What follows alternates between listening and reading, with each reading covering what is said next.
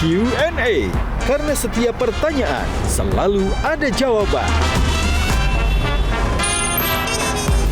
Dipandu oleh Yohana Margareta.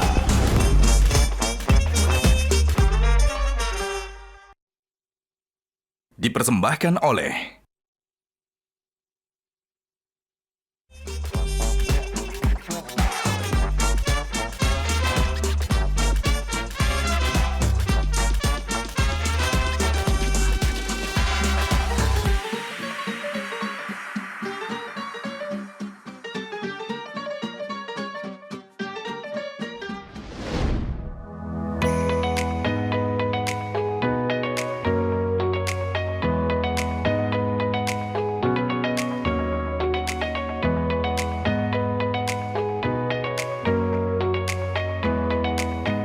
Nah, make up-nya udah kan ya? Saatnya tinggal ganti baju buat show kali ini. Pakai baju apa ya? Ada sih satu yang istimewa. Kita langsung aja ke wardrobe ya.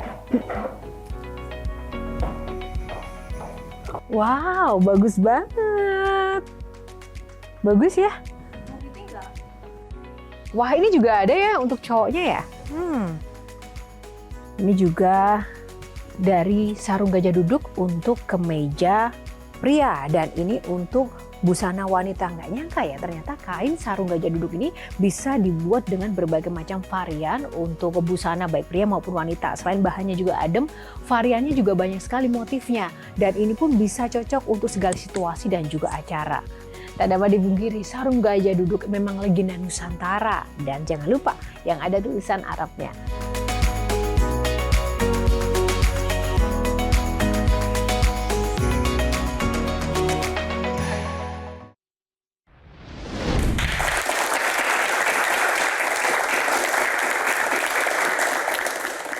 Halo pemirsa, apa kabar Anda? Semoga semangat dan juga sehat selalu. Jumpa lagi bersama saya Yohana Margareta dalam program super spesial Q&A Metro TV. Karena setiap pertanyaan selalu ada jawaban.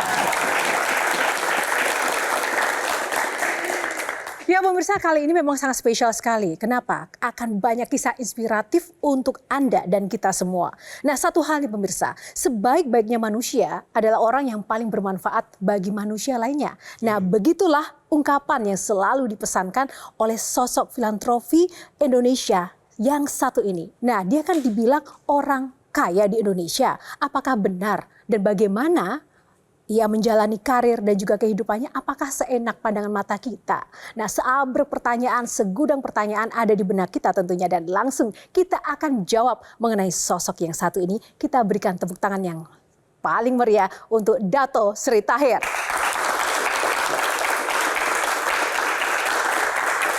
Pak Tahir, apa kabar? Baik, Joanna. Ada yang bilang bahwa Pak Tahir itu orang kaya yang nggak suka orang kaya. Kenapa, Pak? Pertama, saya disebut orang kaya itu kurang tepat. Kenapa, Pak? Karena memang definisi kaya kita harus jelaskan dulu, harus setuju antara you sama saya nih. Oke. Apa artinya kaya itu dulu? Bagi Pak Tahir, kaya itu seperti apa? Ada a lot of aspek ya. Ada orang mengatakan kaya itu karena punya deposito. Ada orang kaya di dalam knowledge ya. Ada orang kaya dalam kebaikan. Ada orang kaya di dalam teknologi. There's a lot of aspek. Ya. Jadi kita harus clear dulu. Joanna, hari ini kita kaya in what sense kaya? Kalau gitu enaknya diganti apa ya? Istilah kaya itu, Pak. Saya kira sederhana aja, Joanna. As like you, sederhana aja. You senang dipanggil apa nih? Orang cantik? Tidak. Why? Ya kan masa jawab iya. Tapi Pak Tahir juga dibilang bagian dari 9 naga. Naga urutan keberapa sih, Pak? Saya tahunya tahun ini tahun naga. Ini yang saya tahu. Tentang 9 naga, sebetulnya saya tidak mengadakan penyelidikan lebih detail. Ya. Saya tidak tahu siapa aja 9 naga itu. Oke, baik. Tepuk tangan untuk Pak Tahir. Terima kasih sekali lagi Pak Tahir udah datang di Q&A. Nah, ada 9 box. Dan nanti silakan untuk memilih box nomor berapa yang akan dipilih. Di dalamnya akan ada topik-topik menarik yang akan kita bahas bersama. Bapak pilih nomor berapa? Yang pertama. Saya pilih 7 aja. 7, sempurna. Oke, kita buka box nomor 7. Filantropi. Tepuk tangan dulu untuk box ini.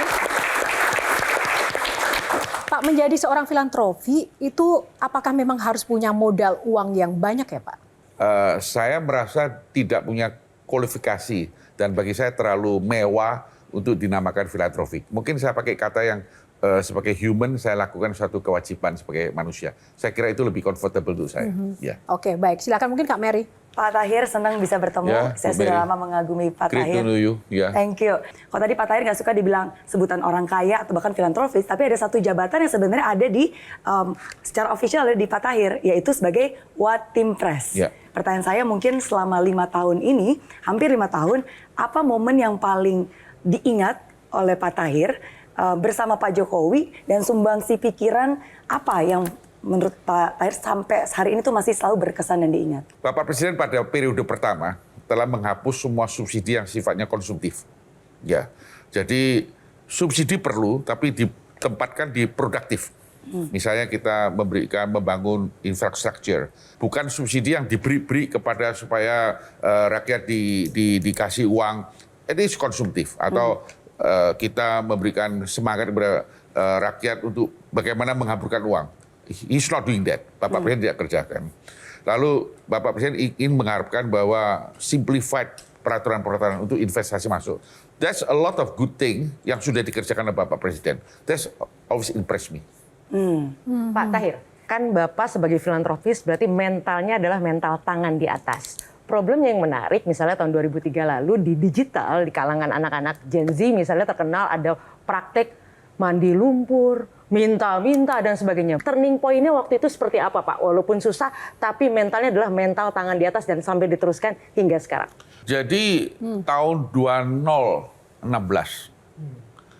kami orang Indonesia yang pertama tanda tangan sama Bill Gates di Abu Dhabi. Dan kita sama-sama mengeluarkan 100 juta US dollar. Jadi 2 orang gabung menjadi 200 juta US dollar. Cool. 75% dipakai untuk Indonesia di bidang HIV, ya, malaria, lalu TBC dan family planning.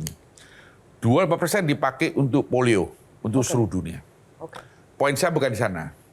Saya didampingi oleh seorang yang sekarang menjadi Dubes Indonesia untuk Singapura, yang kita sebut Pak Tommy. Pak Tommy, ya. Oke, dari Metro.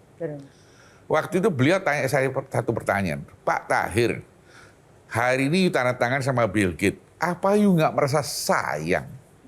Duit begitu banyak. Oke. Pertama, saya mau bilang bahwa bahasa Inggris saya nggak bagus. Sebetulnya waktu Bill Gates kirim orang datang, sebenarnya saya mau sumbang 1 juta. Namanya 1 million. Karena bahasa Inggris saya nggak bagus, saya bilang 100 million. Itulah saya mau kasih tentang muda-muda, lain hari kok belajar bahasa yang baik.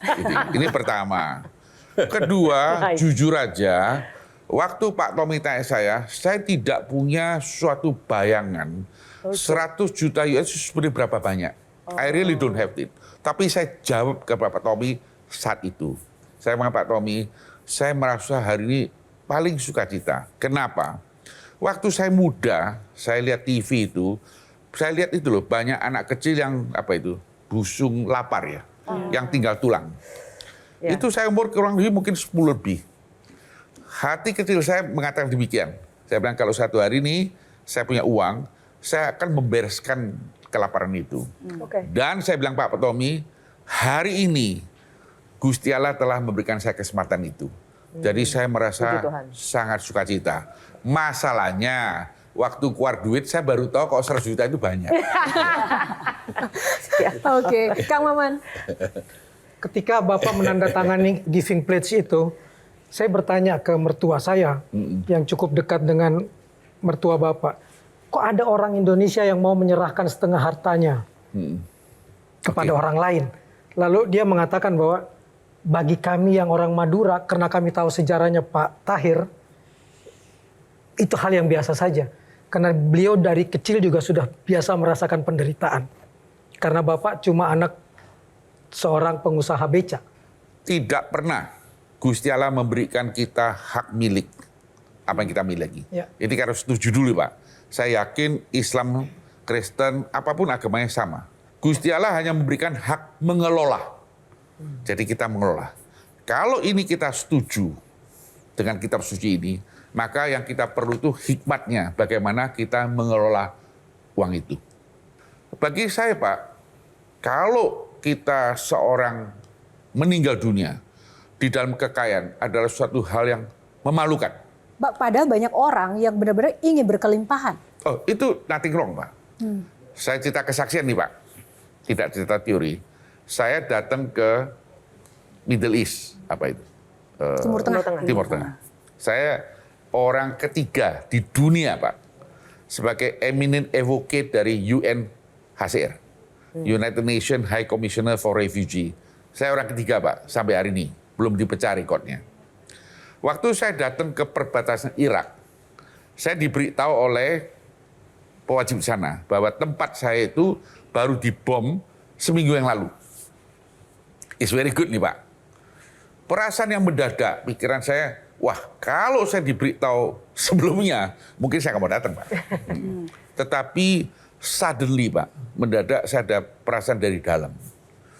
Saya bilang begini, Kak, kalau Pak saya kurang beruntung, hari itu saya harus minta Gusti Allah selesaikan hidup saya legowo, Pak.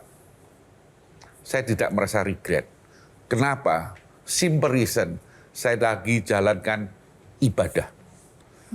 It's a good ending. Berani melepaskan. Oke, Bang Iqbal, silakan. Dato' Sri. Tadi kan Dato' Sri banyak berbagi ya. Bagaimana dengan kasus Gaza Rohingya yang saat ini terus terjadi? Ya, saya bilang sama Dubes Palestina, Pak. Saya adalah mungkin ya, mohon maaf kalau salah, saya orang pengusaha pertama yang datang ke Libanon. Saya ketemu pemerintah Palestina dan saya ketemu UNRWA. Ya, saya ketemu dua itu, Pak, dan saya berikan sumbangan. Itu berapa tahun yang lalu. Jadi di dalam peradaban, Pak, manusia lagi berusaha terbang ke Mars, ke bulan, ke Jupiter.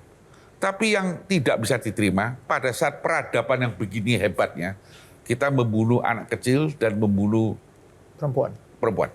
Itu tidak masuk akal. Saya telepon UNICEF. Saya bilang UNICEF kan bagian anak kecil dan perempuan. Dan mohon maaf, saya berikan 15 miliar ke akunnya, minta dibantu. Lalu terjadi gempa yang dahsyat nih, Pak, antara Syria dan Turki. Ya, dan saya juga bantu kan jumlah cukup besar lagi. Jadi artinya gini, Pak, bagi saya itu every day itu ada hal yang terjadi. Dan kami, Pak, tidak bisa lewat atau terima bahwa saya berpura-pura tidak tahu. Saya tidak bisa, Pak.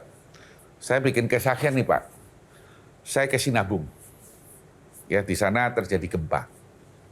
Lalu saya diminta berikan speech. Speech saya singkat, Pak. Saya bilang, saya hari ini kalian yang selamatkan saya. Mengapa? Saya bilang saya tinggal di Jakarta nih. Rumah saya bagus. Pagi keluar dari rumah, naik mobil bagus, ke kantor yang bagus, Pak. Pulang, naik mobil bagus, kembali ke rumah bagus. Ini rutin saya kerjakan. Saya menjadi manusia yang hilang, Pak. Menjadi manusia yang tidak tahu diri. Menganggap semuanya itu as it is. Tapi hari ini saya datang ke Sinabung. Kalian mengingatkan saya, Pak. Jadi, you all yang menolong saya. Supaya saya tahu diri. Bahwa tidak jauh dari rumah saya, masih ada saudara-saudara kita yang tidak mampu. Kalau Pak Tahir harus memilih, mana yang lebih penting, ibadah ritual, menyembah Tuhan langsung, atau ibadah sosial? Sebenarnya waktu kita menyumbang sesuatu, itu ibadah yang genuine, Pak. Ibadah yang yang genuine. Genuine apa? Tulus. Yang genuine itu yang murni. Bagaimana Bapak mengantisipasi seperti pertanyaan Bang Iqbal agar putra-putrinya tidak saya seperti seperti itu, Pak. Pendidikan orang tua, Pak, yang terbaik bukan teori, Pak. Teladan.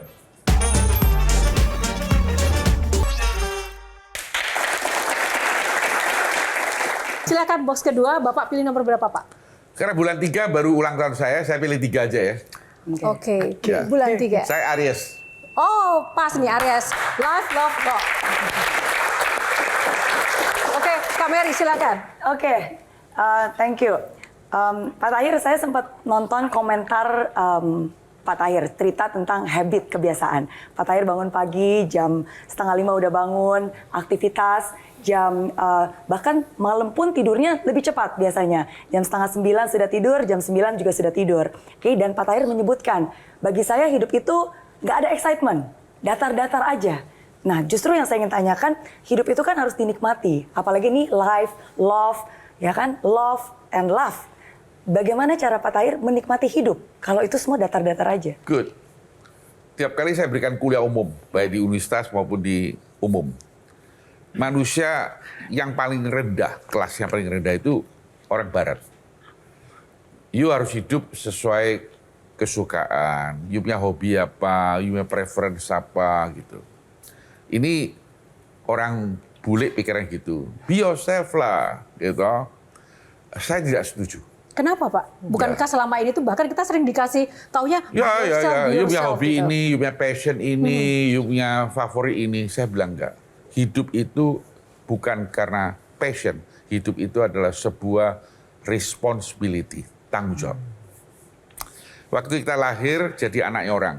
Kita sebagai tanggung jawab sebagai anaknya orang. Waktu kita masuk sekolah kita jadi murid. Kita melihat tanggung jawab adalah untuk sekolahan, untuk pendidikan. Jadi every position itu punya tanggung jawab. Problemnya manusia seneng statusnya, tidak seneng tanggung jawabnya. Saya ambil contoh nih, satu hari saya ada direktur saya datang ke tempat saya Pak. Dia bilang dia mau cuti 1 bulan. Saya tanya why?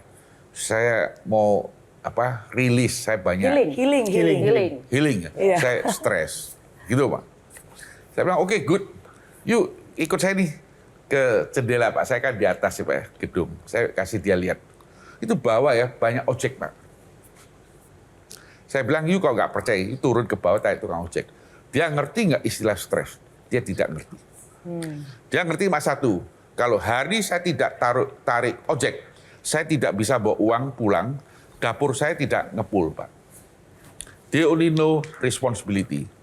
Dia tidak punya luxuries Pak, mengatakan saya stres, saya lagi pressure, bla bla bla. Dia tidak punya kemewahan itu Pak. Kalau gitu Pak Tahir, apa tepatnya yang Pak Tahir katakan kepada putri Bapak? Ketika dia punya hobi di film, tapi harus meneruskan, harus bikin usaha karena kalau nggak salah, usaha itu tanggung jawab. Hidup bukan soal hobi. Iya. Tepatnya gimana ngomongnya? Saya tegur dia, itu anak kedua Pak. Iya. Yang sekarang main podcast itu Pak. Oh. Aktris, ya. Waktu dia lulus, saya bilang, yuk kerja di saya punya satu bidang usaha. Dia bilang, nanti dulu Pak. Ini bukan hobi saya. Saya tahu hobi dia Pak. Dia senang perfilman gitu. Sekarang dia udah lulus. Saya bilang, no. You hanya taat kepada saya punya omongan. You kerjakan. Dia bilang, dia ancam saya. Kalau kerjaan saya nggak bagus, you jangan tegur. Oh, oke. You tegur. One day, dia marriage Pak. One day, dia punya anak. Sekarang nih Pak ya, usaha yang dia pegang, kalau saya telepon dia, Grace, saya orang tua saya mau bantu. Oh, enggak usah. You nggak usah ikut campur. Why, Pak? Dia sudah mulai tahu bahwa I need career. I need some money untuk build up saya punya anak-anak. He changed, Pak. She changed. Dia sekarang tahu tanggung jawab itu jauh di atasnya hobi dia. Pak, saya mau tanya. Oke, Kak Devi dulu, Kak Devi. Karena tadi Pak Tahir belum menjawab pertanyaan saya Pak, kalau gitu. Sorry. Bagaimana cara Pak Tahir menikmati hidup kalau gitu Pak? Oh, saya sangat nikmat hidup. Sangat. Pagi saya bangun, enggak sepagi 4:30. Jam 5 saya bangun. Saya disiapin makan pagi itu pagi sekali. Pembantu rumah tangga. Jam 5:30 saya udah makan. Dan di sana ada koran. Dan saya lihat koran. Kira-kira selesai mau 6:30. Ya. Saya udah kembali siap-siap. Lalu saya pikir perlu setengah jam untuk merenungkan hari ini Asfraki apa aja. Saya hadapin orang, saya mau bicara apa. Kemarin saya bikin kesalahan apa. Jadi saya koreksi. Ya. Lalu saya tahu saya akan hadapin 3 appointment. Bagaimana ngadepin. Selesai, saya berangkat. Saya ke kantor 7:30. Oke. Jadi saya selesaikan urusan. Jam 5 saya pulang rumah. Kenapa? That's the only time saya makan sama istri saya. Ya, karena saya terlalu pagi kan. Jadi makan sama istri, at least saya jaga family life. Good family life lah ya. Saya nggak tahu istri saya puas apa enggak, you have to ask her. Ya. Saya nggak bisa menjawab pertanyaan itu. Oke, Kak Devi dulu. Kak Devi. Pak Tahir, bulan April lalu di Sydney ada kasus penusukan. Penusukan, Penusukan ya. yang korbannya Rata-rata perempuan 6 meninggal, 12 luka-luka. Menariknya alasannya ternyata anak ini stres karena dia tidak bisa punya pacar. Riset lain menunjukkan 9 dari 10 generasi sekarang itu sangat tidak punya yang namanya social skill. Mereka bahkan natap mata ke mata saja takut. Tapi riset lain lagi, riset global lain menunjukkan 70% anak-anak sekarang bermimpi menjadi sultan seperti Pak Tahir. Boleh dibocorkan, sebenarnya soft skill seperti apa sih yang harus dimiliki agar mereka bisa sukses, tadi punya kehidupan yang paripurna seperti Bapak? Mohon bocorkan, Pak. Sepertinya saya tidak punya bocoran, tapi begini. Dengan teknologi maju, banyak contoh-contoh orang kaya mulai timbul. Ya. Oke. Mark Zuckerberg ya, mendadak kaya. Yang penimbunan kekayaan itu yang di luar sejarah manusia. Yes. Saya tidak bisa paham mengapa. Ini membuat suatu pengikut anak muda sekarang, oh kita juga gitu. Kita 3 tahun kerja, apapun yang kita kerjakan, setelah itu kita pensiun. Sekarang sudah menjadi tren ini. Dan selalu saya ditanyakan, is real problem. Ini bukan problem saya, juga bukan problem Indonesia, is a problem, the whole world problem. The civilization ya. Jadi sekarang kita ini, generasi yang akan datang ini, ditunjukkan tontonan yang demikian. Satu pihak orang begitu kayanya, satu pihak orang bisa bertindak seenaknya. That's a problem. Saya tidak ada jawaban. Harus tanya sosiologi yang lebih mengerti. Tapi bagaimana mungkin Bapak memberikan mungkin saran untuk menghadapi dua pemandangan yang sangat ekstrim berbeda tadi, Pak? Ya, saya cuma bisa bilang bahwa orang tua sekarang juga untuk mendamping anak juga sangat jarang. Padahal saya pernah baca Reader Digest, ada satu ayah mengatakan bahwa rumah besar satu hari saya bisa kerja, bisa dapatkan.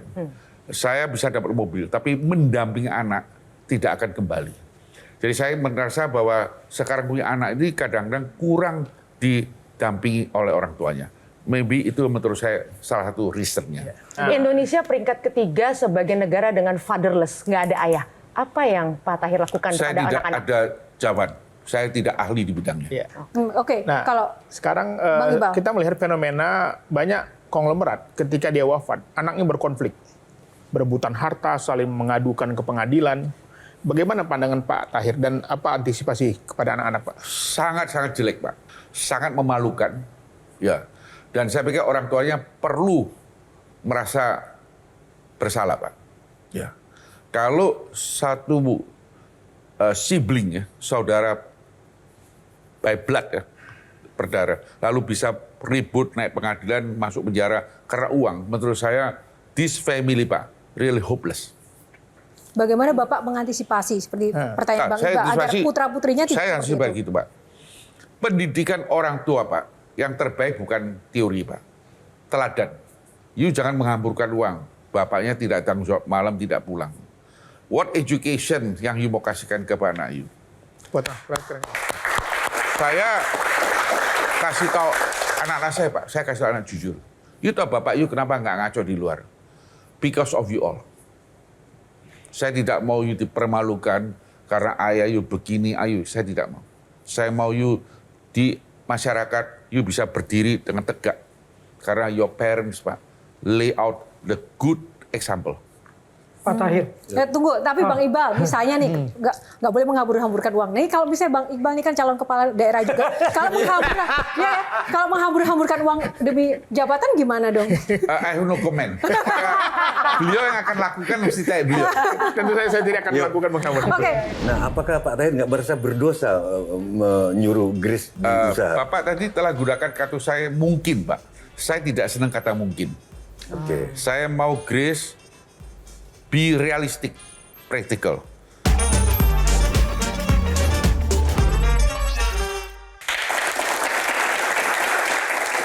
Silakan Pak Tejo. Sorry Kang Maman.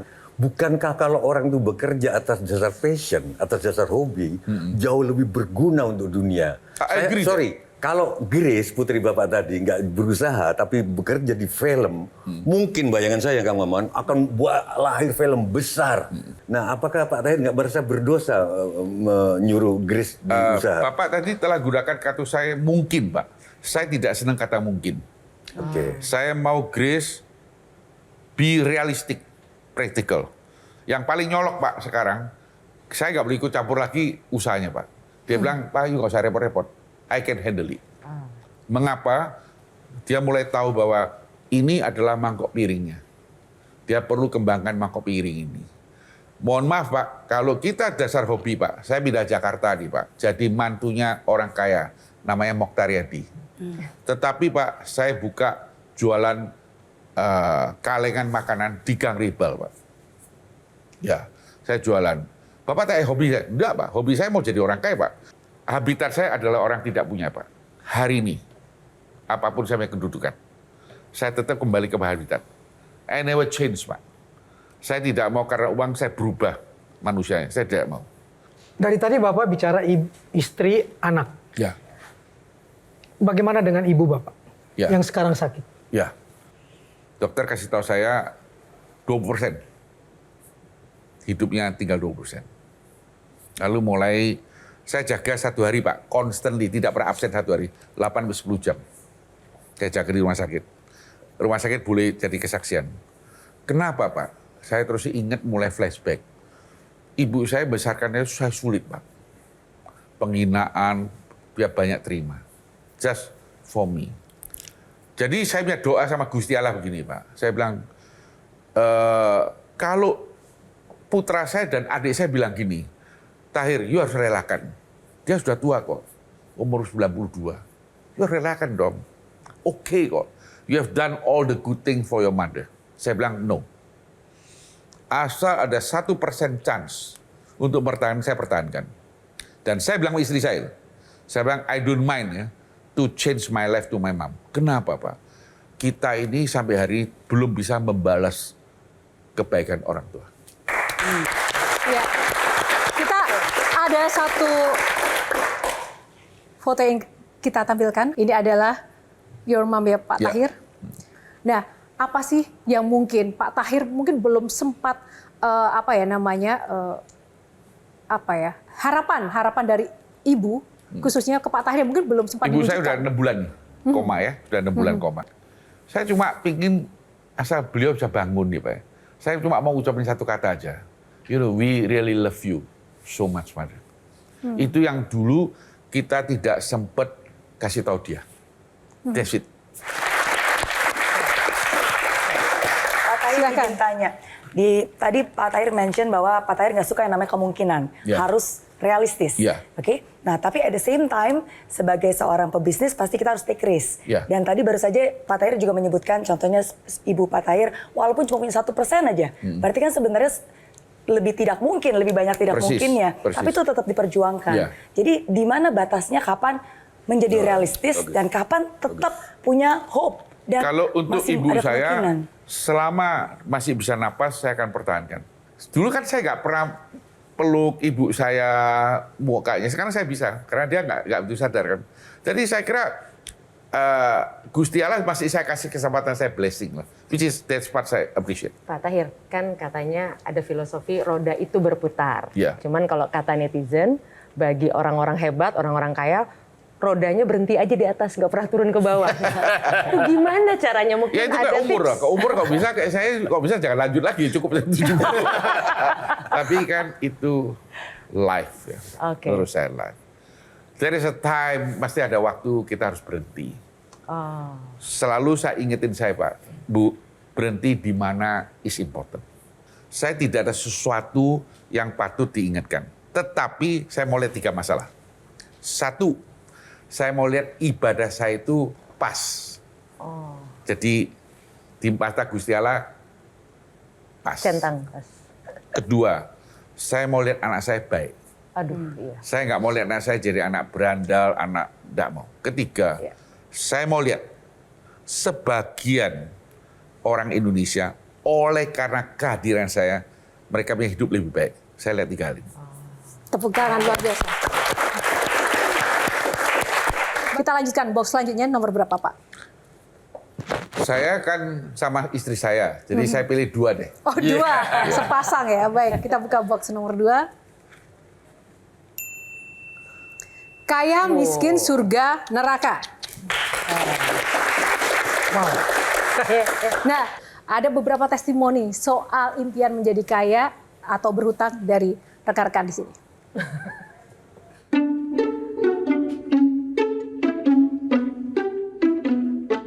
Aku pilih kaya dan berhutang. Kaya tapi berhutang. Kaya meskipun punya utang. Karena rata-rata semua yang kaya tuh pasti ada hutangnya. Kalau berhutang tuh ada cara buat kita untuk kerja keras untuk melunasi. Kalau dalam berbisnis misalkan mengambil pinjaman is okay. Jadi kalaupun saya harus kaya dan berhutang, kayaknya itu akan jadi pilihan. Buat para netizen kita, Pak Tahir, banyak anak-anak sekarang itu memilih kaya dan berhutang daripada hidup biasa tapi nggak punya hutang. Nah, tanggapan Bapak tentang hal ini seperti apa? Kalau you bicara usaha ya pasti punya hutang. Tapi tidak memikirkan hutang itu sebenarnya dipakai untuk apa. Tapi kalau kita bicara tadi seorang perempuan bicara dia tidak mau hutang, itu hanya umur dia.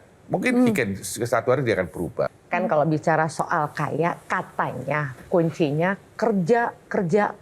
Tapi kalau kata generasi sekarang, abis itu kena tipes, terus kena mental. Nah sebenarnya batasan kerja-kerja seperti apa yang bisa membuat kita jadi kaya, tapi juga tetap sehat secara fisik dan mental?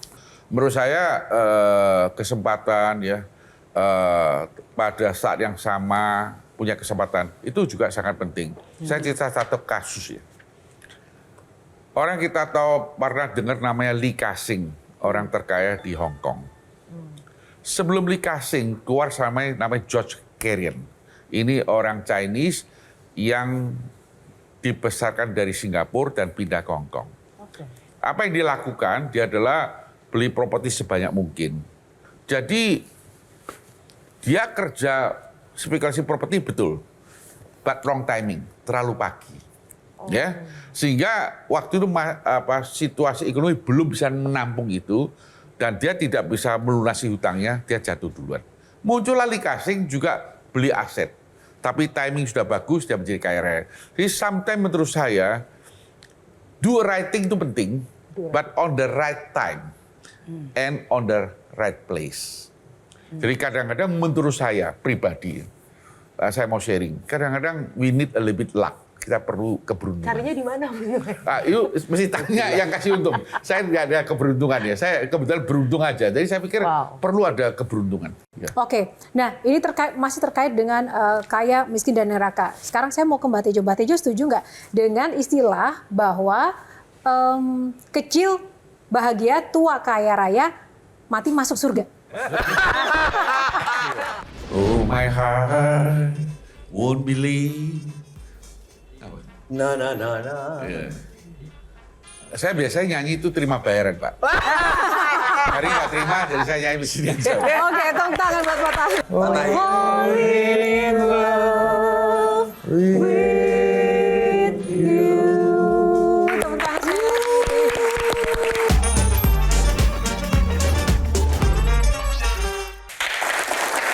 Satu lagi. Oke. Salah satu guru yoga saya bilang, kekayaan itu seperti memori. Duit di bank, deposito kayak memori. Ketika you suatu pagi minum kopi di mana yang harganya 50.000, harta yang sangat relevan buat kamu saat itu hanya 50.000 itu. Yang lain hanya memori. Western sama Eastern, Pak. Cara memandang harta itu totally berbeda, Pak. Orang Western mengatakan uang yang dikeluarkan itu adalah uang dia. Yang ditinggal bukan menjadi uang dia. Orang Eastern tidak. Kalau saya keluar uang, itu bukan uang saya lagi. Yang ada di bawah bantal saya itu baru uang saya. Ini mempengaruhi, Pak, the whole behavior. Sehingga orang Amerika, Pak, culture-nya begini. Anak umur 17, you harus keluar. Saya hanya memberikan pendidikan terbaik. Setelah 17 harus berjuang. Ada akibatnya plus minus, Pak. Hubungan orang tua sama anak tidak dekat di negara barat, Pak. Karena anak merasa sudah umur 17, oke. Panggil nama bapaknya pakai nama. Bapaknya juga merasa oke, saya harus berjuang sendiri. Nah, di Timor merasa kalau uang saya habiskan itu bukan uang saya lagi. Yang saya tinggal adalah uang saya. Sehingga di Tiongkok, Pak, ada satu cerita bahwa di satu desa ada orang kaya di sana. Dia menghitung uangnya, tahu-tahu dia nangis, Pak. Orang tanya, uang kaya kok nangis? Dia bilang, saya udah hitung ya, cukup sampai generasi ke-13. Nah coba, nanti generasi ke-14 sama nggak miskin. Jadi itu cara berpikirnya. Tapi positifnya, hubungan keluarga di Eastern lebih erat, Pak. Karena anak itu digontelin, uang saya kasih anak. Jadi hubungan orang tua sama anak lebih dekat, Pak. Tapi kalau Western tidak, jadi plus minus, Pak. Pak Tahir yang mana, Pak? Iya, Pak Tahir. That's a good question, Pak. Nah, that's a good question. I don't have a fixed answer, Pak. Ya. Kita cukup untuk box kali ini, kita lanjut dulu. Selanjutnya Pak Tahir, pilih box nomor berapa? Bagi orang Tionghoa, Pak, itu dia punya satu nomor apa? Keberuntungan. Sakral, Pak. Sakral. Nah, itu nomor 8, Pak. Oke, nomor 8. Di setiap nomor ada filosofinya ya Pak Tahir ya. Memori, melodi. Ya tentu saja untuk box kali ini saya tidak ingin bekerja sendiri. Saya mohon Mbak Tejo untuk membantu saya. Kita mau tebak lagu nih Pak. Bapak mengenal nggak? Nah, kalau Bapak kenal, Bapak wajib untuk menyanyikan sebait refrennya untuk kita semuanya. Setuju ya teman-teman ya? Tepuk tangan dan semangat buat Pak Tahir. Lagu pertama.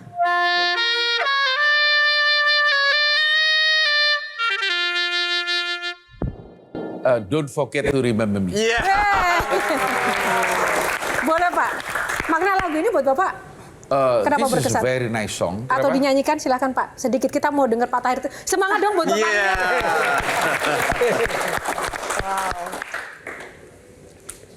Oh my heart won't believe. Apa? Na na na na. Saya biasanya nyanyi itu terima bayaran, Pak. Hari nggak terima, jadi saya nyanyi di sini aja. Oke, tepuk tangan buat Pak Tahir. Lagu yang kedua Pak Tejo.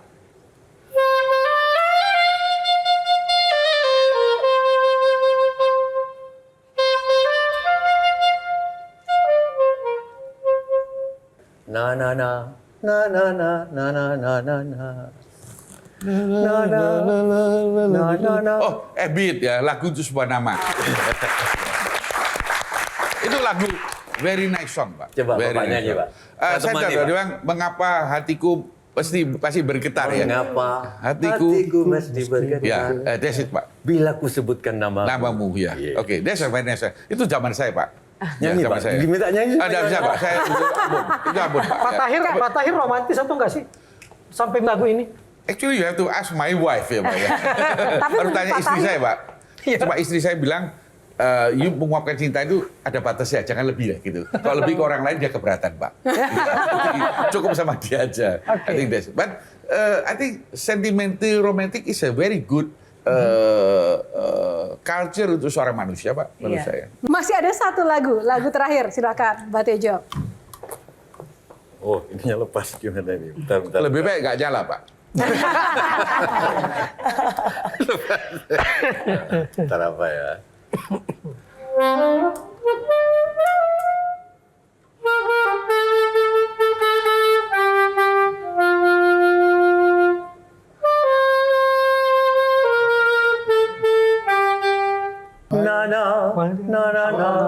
Today.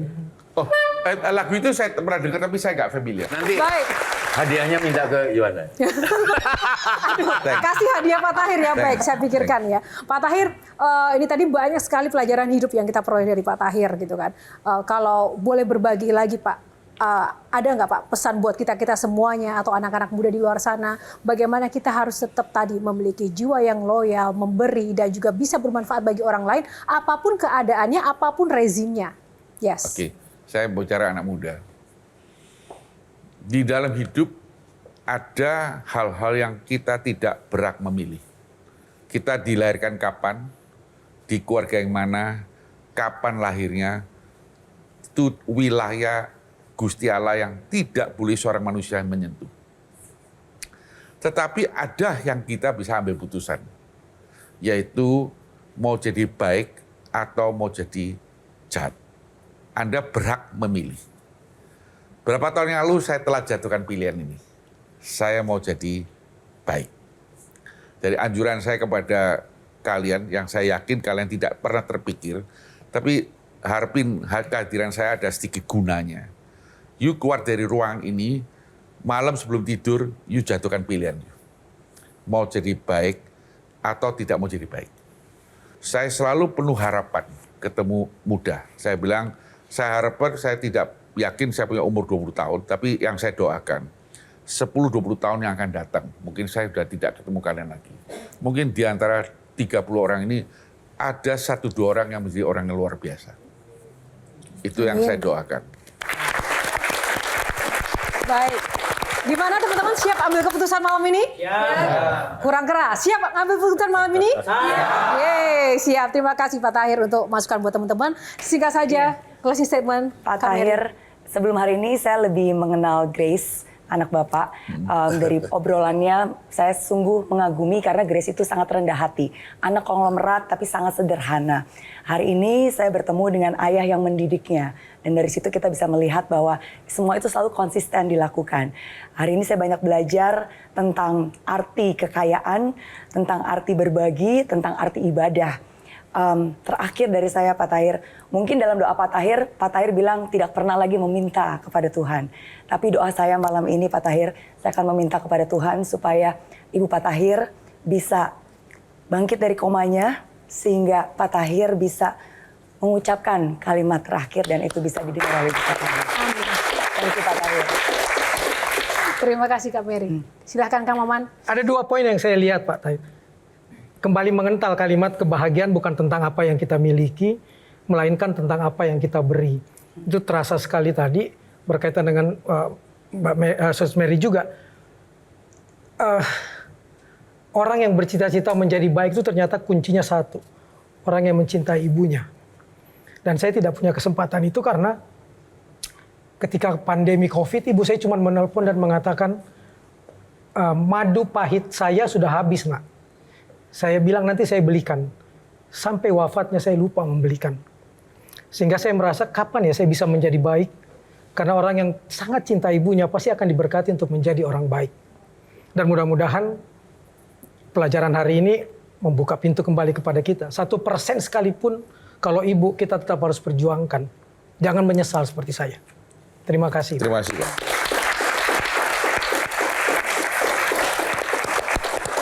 Baik, terima kasih sekali lagi para panelis dan juga Pak Tahir. Namun sebelum kita sudahi ada satu persembahan kolaborasi Mbah Tejo dengan Pak Tahir dengan lagu Can't Help Falling in Love.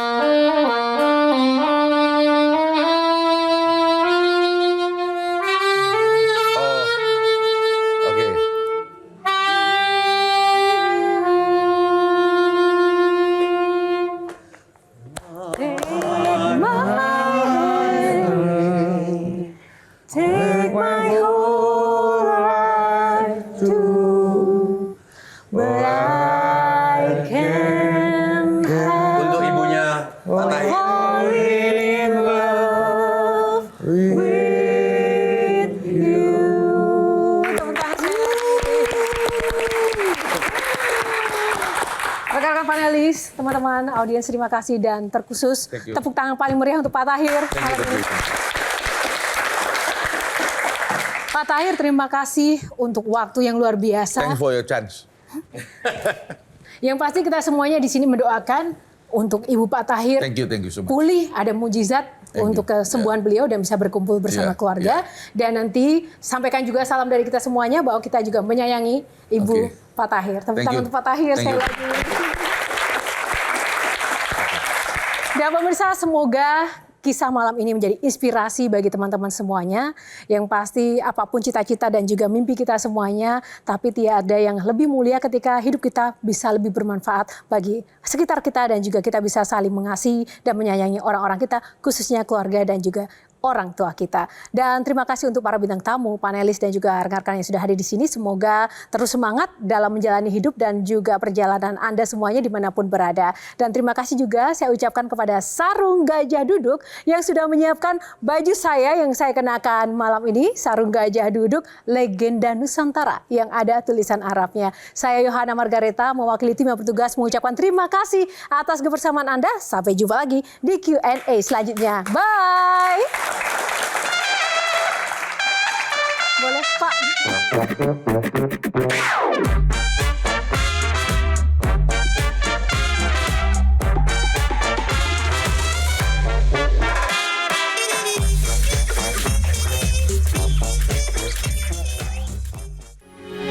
Metro TV. Jelajahi cara baru mendapatkan informasi. Download Metro TV Extend sekarang.